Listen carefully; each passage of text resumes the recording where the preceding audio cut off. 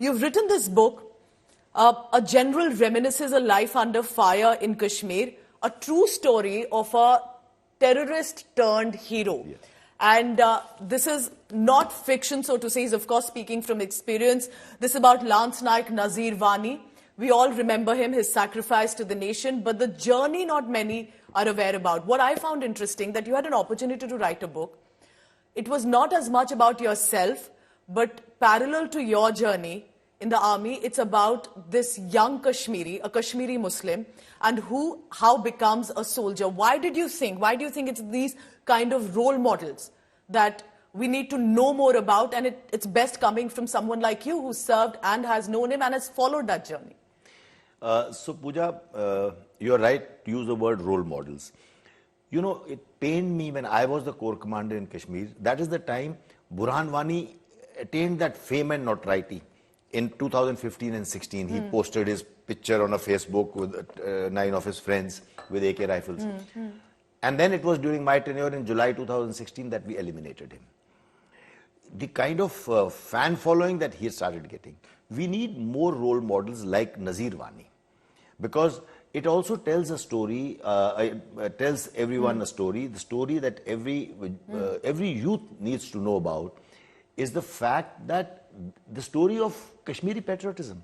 There is also the other side to Kashmiri youth.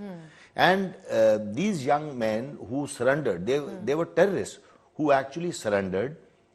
They initially formed Ikhwan for nearly 1 decade, a contra-rebel force which helped the army and Rashtriya Rifles and the police to in their operations against terrorists. Thereafter, we tried an even bolder experiment. For the first time in the world, arguably, that we made an army battalion out of the surrendered terrorists. And Nazir Wani was one of them. And there were many such stories, but why I picked on Nazir Wani is because he was, at the end, awarded Ashok Chakra, albeit posthumously. But, Pooja, he was not an accidental braveheart.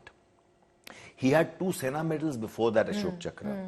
He also has served in the UN peacekeeping forces in Sudan.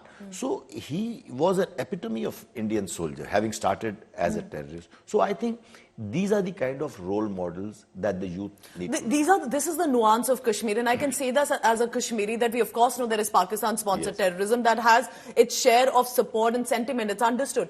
But there are so many of voices and faces like Nazir Wani who have done so much for India, so much for the peace and prosperity of Kashmir. And I think that's where the nuance of Kashmir also comes in. This brings me to the issue of radicalization. I speak to a lot of officers in whether it's Jammu Kashmir Police or the Indian Army, in the agencies, and the terrorists may have a shelf life, General Dua, but I want to understand, tell me about this radicalization and how that is something that needs to be worked on to ensure when Pakistan is trying to radicalize the young Kashmiri boys and girls, how do they do it? How do you, someone like you, are trying to ensure that these young boys are rescued? And then they are shown how India, Kashmir have the best to provide for them. And Nazir Wani is one success story. So tell us more about that. Do you think this is where it has to be a bigger approach of aiming against radicalization and rescuing these boys? You're right, Pooja, that radicalization is one of the toughest problems that we grapple with as far as Jammu and Kashmir is concerned, and especially the Kashmir Valley. Now, you see, it's very easy for us to say that it's only because of poverty. It's not that. The mushrooming of madrasas that we have seen over the past few decades, we see that the other side has been targeting the Kashmiri youth very assiduously. And then they managed to, especially with the advent of social media. You know, it was initially mobile phones were not allowed in Jammu and Kashmir, you will recall. It was in the mid-2000s that we actually allowed, and then they could reach the youth. And social media has played its part in radicalization of the youth, in mobilizing the youth, etc. But if you also take your mind to it, and this is what Indian Army, the security forces, all of them, do repeatedly. Whenever we, our way of conducting counter-terrorism operations is so much different from the Western countries. How? We every time, in an encounter with terrorists, we give them a chance. We Yes. shout across. We use loud hailers. And bring the families to yes, call out and for them. Bring the families, bring the mothers to call out to them. We give them a chance to surrender. And several have surrendered. It is not that it's drawn a blank. But we try and actually get them to surrender first. And those who want to come up and surrender, we give them a chance. There are liberal schemes. Then we want to de-radicalize them. For example, the battalion that I'm talking about, Territorial Army Battalion, Home and Hearth.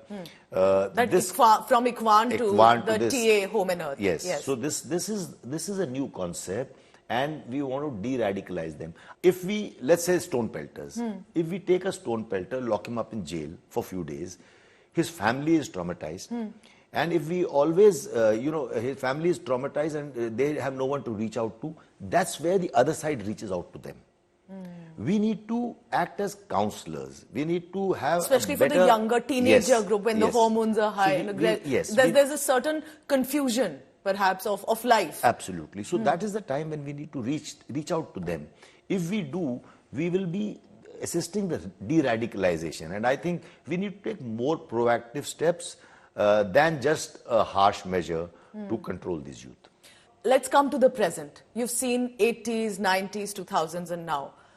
You've also served in Ladakh, in Kargil area, in fact, during that decade. The situation right now along the line of actual control, there's a lot of hope. Yes. Disagreements have happened. Corps commander level talks have happened. What do you think should be our relationship, our equation with China here on? How is it progressing? So first we need to understand, and when I say we need to understand, I am talking to the viewers. I'm talking to a common Indian citizen.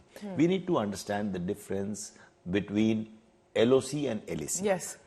They are similar sounding words. They are very similar in as much as the fact that both are unresolved border with two neighboring countries, but the similarity ends there.